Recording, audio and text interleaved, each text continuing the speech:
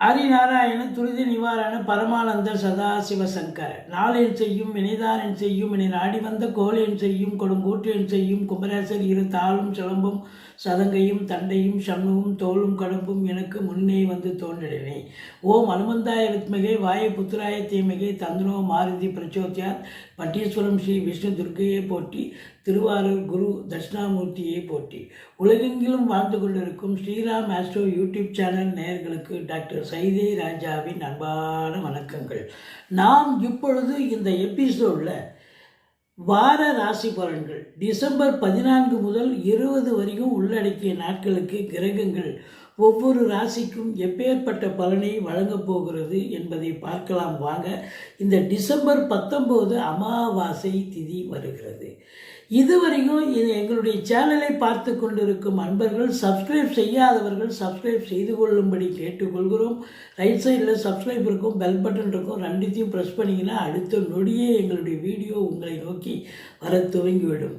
வாங்க ராசிக்குள் செல்லலாம். மேஷ ராசி அன்பர்களுக்கு வணக்கம். மேஷ ராசி காலபுருஷனுக்கு முதல் ராசி. அஸ்வினி பரணி கார்த்திகை முதல் பாதம் உள்ளடக்கியது. ராசிநாதன் எங்கே இருக்கார் அப்படின்னு பார்த்தீங்கன்னா உங்களுக்கு 9ஆம் இடம் தனுசுவில் அமர்ந்திருக்கிறார். சூப்பர். ராசிநாதன் பாக்கியஸ்தானத்தில் இருக்கிறது மிக மிக முக்கியமான ஒரு சூழல். பாக்கியாதிபதி என்று சொல்லக்கூடிய குரு பகவான் கடகத்தின் 4ஆம் இடத்தில் இருக்கிறார், வக்ரகதியில் இருக்கார். இருந்த போதிலும் குரு பார்வை கோடி நன்மை. 8ஆம் இடம் 10ஆம் இடம் 12ஆம் இடத்தை குரு பார்க்கிறார்.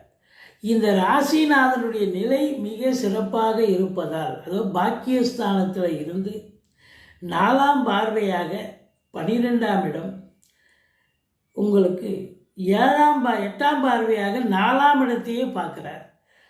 7ஆம் இடத்தை முயற்சி ஸ்தானத்தை 7ஆம் பார்வையாக பார்க்குறார். இப்போ ராசிநாதனுடைய நிலை சிறப்பாக இருப்பதால் கௌரவம், புகழ், அந்தஸ்து, செல்வம், செல்வாக்கு, தன்னம்பிக்கை ஏற்படக்கூடிய ஒரு பாரம். 10ஆம் இடம் சிறப்பாக இருக்குங்க. 10ல் பார்த்தீங்கன்னா குரு பார்வையில் இருக்கார்.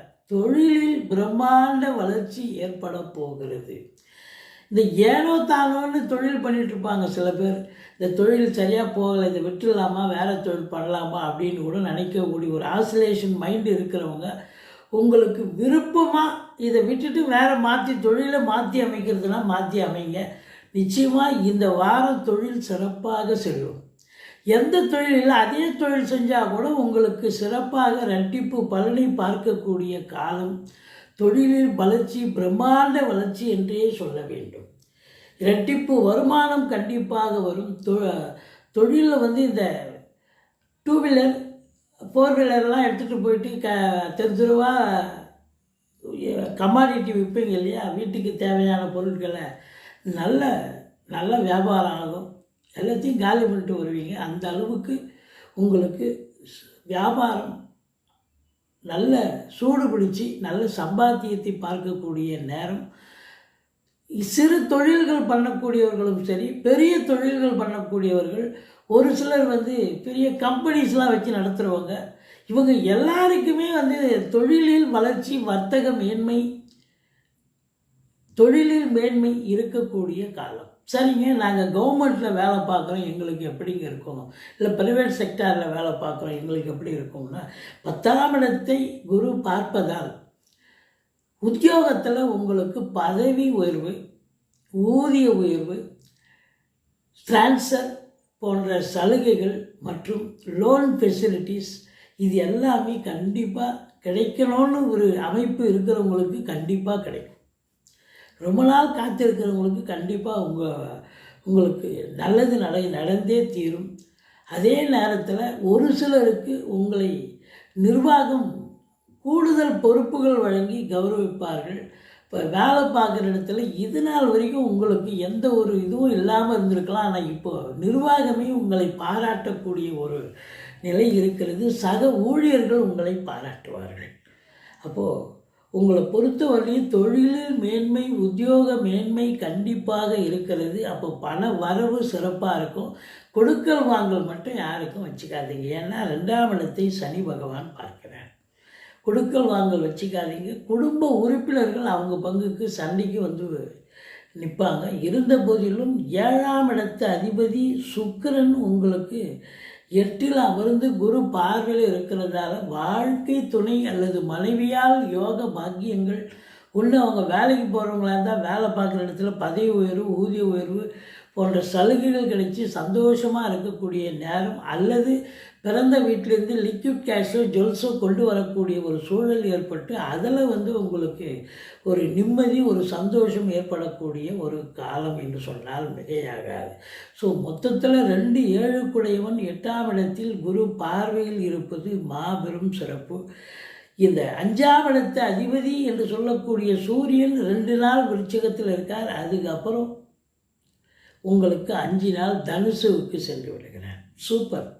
9ஆம் இடம் ஒரு திரிகோணாதிபதி, 5 இன்னொரு திரிகோணமான 9ல் போய் அமர்வது என்பது மாபெரும் சிறப்பு. இந்த மேஷ ராசியில் பிறந்தவர்களுக்கு குலதெய்வத்துடைய அனுகிரகம் 100% கிடைக்கும். பிள்ளைகளுடைய வளர்ச்சி மேன்மை சிறப்பாக இருக்க போகிறது.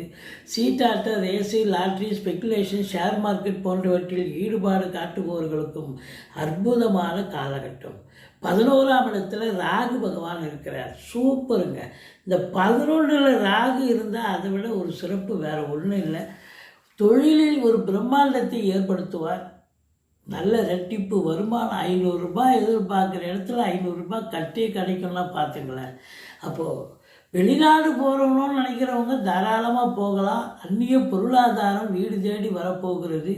உள்நாட்டு வாணிபம், வெளிநாட்டு வாணிபம், ஏற்றுமதி இறக்குமதியாளர்கள், ஷேர் மார்க்கெட்டில் இன்வெஸ்ட் பண்ணுறவங்க, ஸ்பெக்குலேஷன், ஆன்லைன் பிஸ்னஸ் பண்ணக்கூடிய அன்பர்கள் அத்துணை பேர்களுக்கும் ஒரு கொண்டாட்டமான ஒரு வாரம். சனி பகவான் 12ல் இருக்கிறார். சங்கடம் தீர்க்கும் சனி பகவானே மங்களம் பொங்க மனமொய்த்தருள்வார். சச்சரவின்றி சனீஸ்வர தேவை இச்சகம் வாழ்க இன்னருள் தாத்தா. இந்த சுலோகத்தை சொல்லுங்கள். சனிக்கிழமை தோறும் எள்ளெண்ணெய் தீபம் விட்டு வாருங்கள். தலைக்கு வர்றது தலைப்பாயிட போகும். இருந்தாலும் உங்களுக்கு 7.5 சனி, விரைய சனி நடந்தாலும் குரு பார்வையில் சனி பகவான் இருக்கிறார். அப்போ சனி பகவான் தீய பலன்களை எதுவும் தரமாட்டார். மாறாக அசுப செலவுகள் நடக்க வேண்டிய இந்த வாரத்தில் குரு பார்க்கறதால சுப செலவாகவே எல்லாமே முடியும். ரொம்ப சிறப்பாக இருக்கக்கூடிய ஒரு காலகட்டம். மொத்தத்தில் இந்த சனி 2ஆம் இடத்தை பார்க்குறதால கணவன், மனைவி உட்பட வீட்டிற்கு வரக்கூடிய விருந்தாளிகள், நட்பு வட்டாரங்கள் எல்லார்கிட்டையும் கொஞ்சம் விட்டு கொடுத்து பேசுங்க, அரவணைச்சு போங்க. மற்றபடி விட்டு கொடுத்து போனால் தான் வாழ்க்கை சிறப்பாக இருக்கும். 6ஆம் இடத்தை சனி பார்ப்பதால் எதிரிகளால் பிரச்சனைகள் ஏற்பட்டாலும் நீங்கள் தான் ஜெயிக்கக்கூடிய ஒரு நிலை இருக்கும். மற்றபடி கொஞ்சம் அறிமுகம் இல்லாத நபர்களிடம் கொஞ்சம் விழிப்புணர்ச்சியாக இருங்கள். இந்த வாரம் பார்த்தீங்கன்னு சொன்னால் காவல்துறை, தீயணைப்புத்துறை, மருத்துவத்துறை, இராணுவத்துறை, IAS, IPS, IFS அதற்கு நிகரான பணியில் இருக்கும் அன்பர்கள், கலைநிலை ஊழியர்கள், சினிமா இண்டஸ்ட்ரி, தொலைக்காட்சி இண்டஸ்ட்ரி, வங்கி பணியாளர்கள், இன்சூரன்ஸ் பணியாளர்கள், ரியல் எஸ்டேட் பிரமுகர்கள், ஃப்ளாட் ப்ரமோட்டர்ஸ், பில்டர்ஸ், கட்டிடக்கலைஞர்கள் அத்துணை பேர்களுக்கும் அற்புதமான ஒரு வாரம். அது மட்டுமா, நிதித்துறை, நீதித்துறையில் பணியாற்றக்கூடியவர்கள், பத்திரிகை துறை, மீடியா துறை, எழுத்துத்துறையில் வேலை பார்க்கக்கூடியவர்கள் அத்துணை பேர்களுக்கும் இந்த வாரம் நினைச்சதை சாதிக்க முடியும். இந்த மேஷ ராசியில் பிறந்தவர்களுக்கு ஒரு மேன்மையான ஒரு வாரமாகத்தான் விளங்கப் போகிறது. இருந்தாலும் 5ஆம் இடத்துல கேது இருக்கிறதால ஓம் அமிர்த கேதுவே போற்றின்னு 1008 தடவை சொல்லுங்கள். பிள்ளையாரை வழிபாடு பண்ணிங்க. 11ல் ராகு இருக்குது. ஓம் அமிர்த ராகுவே போற்றின்னு 1008 தடவை சொல்லுங்கள். மற்றபடி ராகு பகவான் உங்களுக்கு நல்லதே தான் செய்ய போகிறார்.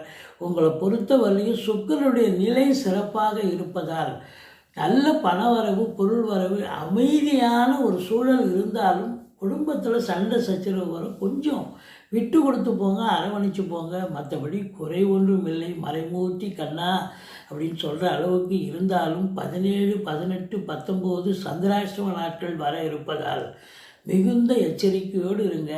முருகப்பெருமானை வணங்குங்கள், ஆஞ்சநேயரை வழிபாடு செய்து கொள்ளுங்கள், ஐயப்பனை போற்றுங்கள்.